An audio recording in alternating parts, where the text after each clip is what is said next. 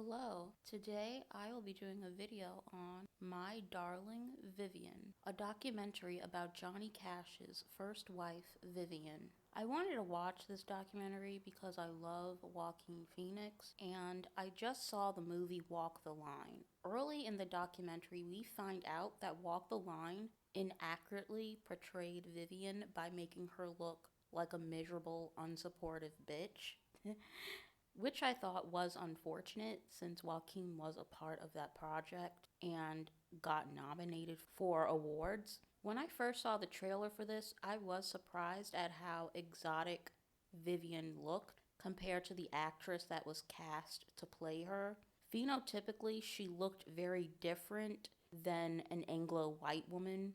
And in the documentary, they mention how she looked really dark in a certain picture that was in the newspaper, and how everyone in the South thought that she was black, and how Johnny Cash was boycotted, and he had to go to court to prove his wife was white so he could get booked for shows again. Why the heck didn't they put that in the movie? I don't know, because it was very significant to his career. Instead, they pretty much whitewashed it, literally and figuratively, by only focusing on his affair and his drug habit, while Vivian again was a seemingly jealous, angry brute who was never satisfied and probably fueled his addiction, which I thought was really shitty. And then we get to June, who ended up being Johnny Cash's second wife, who was played by Reese Witherspoon in the movie. And she was portrayed as innocent when in real life she was trying to take ownership of Vivian's kids by claiming to take care of them. This part made my heart sink even more,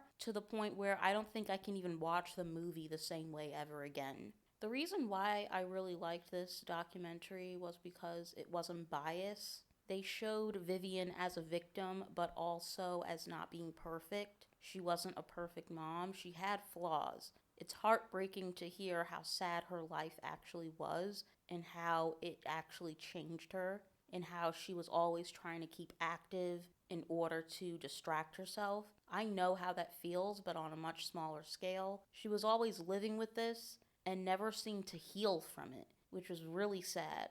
Another thing that really bothered me was how the media seemed to blacklist her from giving any statements. Like, the industry had so much love and respect for Johnny Cash that they wouldn't allow anyone to potentially badmouth him, and that was so crazy to me. If she were alive today, she could have definitely voiced whatever displeasure she had on social media.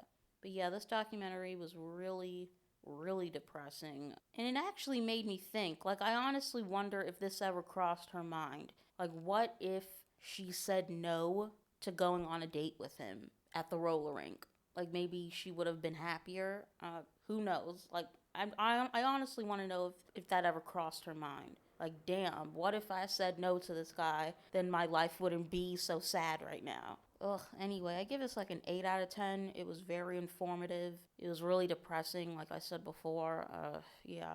And if you have any interest in the musician and his private life, I would definitely recommend watching this to get a different perspective.